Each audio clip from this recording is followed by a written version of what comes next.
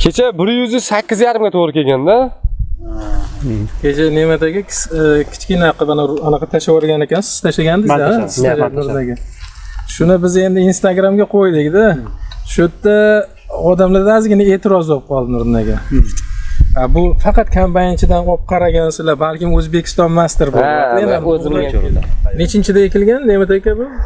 Bu oktyabrda shu 10larida ekildi-da. 5-10 atrofida ekildi. Nareska olamiz bilan yog'ingarchilik bo'ldi, sug'ormadik. Kuzgi suvni ichmagan. Rядовой selkada ekilgan. Bahorda suv ichgan 2 marta bu. Ekishdan keyin yomg'ir bo'ldi, yomg'irda o'zi bilan chiqdi. Bahorda 2 marta suv ichdi. Oziqasicha mineral o'g'itlardan qancha? Birinchisiga 200 kilodan edi, keyingi 200 kilodan nima edi? Selitra edi. Selitra berdi-da. Ikkinchisiga 300 kilodan. Zangiga qarshi bitta dori bergansizlar. Zangiga profilaktika uchun. Profilaktika uchun sepilgan. Atak o'zida kasallik ko'rinmadi buni, o'zi o'sish boshqacha edi buni. Umuman zo'r o'sdi. Kasallikka chidamli ekan. Buni o'ziga xos xususiyatidan biri shu. Birinchi yaxshi tarafi zanga juda ham chidamli hisoblanadi.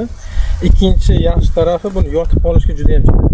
Boshqa modellarga qaraganda shu yotib qolishga 10 balli sistemada 9-9,5 ball oladi-da bu. Juda ham Dalyazda yo'g'a yotib qolgan joylar bormi? Bitta ikkita joyda bo'ldi, o'zimiz aybimizdan pastda bo'ldi-da, suvni ko'llaydigan joyimiz bor edi. Atak o'sha joyda suv ko'llab qolgan joy salgina yotgan, qolgan joy bu 99% yotmagan. Shunda qancha kutyapsiz nemadagi bu hosildorlikdami? Hozir xudo xolasa o'rtacha o'sha kecha bir anaqa qildik, o'lchab ko'rganimizda 108,5 sentnerga to'g'ri kelyapti. 10 tonnadan oshiq. 10 tonnadan oshiq. Hektariga 10 tonnadan oshiq. Slavero joyi. Biz buni o'zimiz ham ishonmagan edik. Aslida u Majamikalandga u ishonmagan edik. Unaqa bermasa kerak bergani. Chunki biz Vassa ham ekdik. 3 xil urug'da ispitaniya qilyapmiz-da. Vassa, Davr и NS semenikini qilyapmiz-da. Vassada o'rtacha 72 sentner oldik. Bunga qarab uni qilyapmiz. Buni boshqalari kichkina unaqa bermasa kerak deb xayol qilyapmiz. Uni o'rishga tushyapmiz, boshqacha hosil chiqyapti.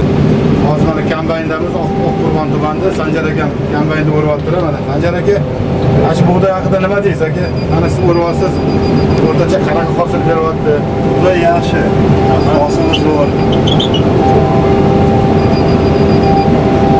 90 oshiq 110 ham beryapti, 8 ham beryapti. Hosillarga yaxshi. Demak, o'rtacha bu hozir 100 sentner degani, to'g'rimi? 100, 108, 110 gacha beradi. 110 gacha beryapsizmi? Qo'yilgan. Ro'yxatga kiritilgan, reyestrga. Hozirgi kunga qadar 7-8 yildan beri ekib kelinadi. Eng ko'p natija Buxoro viloyatida bo'ldi. 2021-yilda 98 sentner bergandi. Agar hozirgi ko'rsatkich sizda bo'lsa, endi hozir respublika bo'yicha rekord qo'ygan siz bo'lasizda, nima deydi?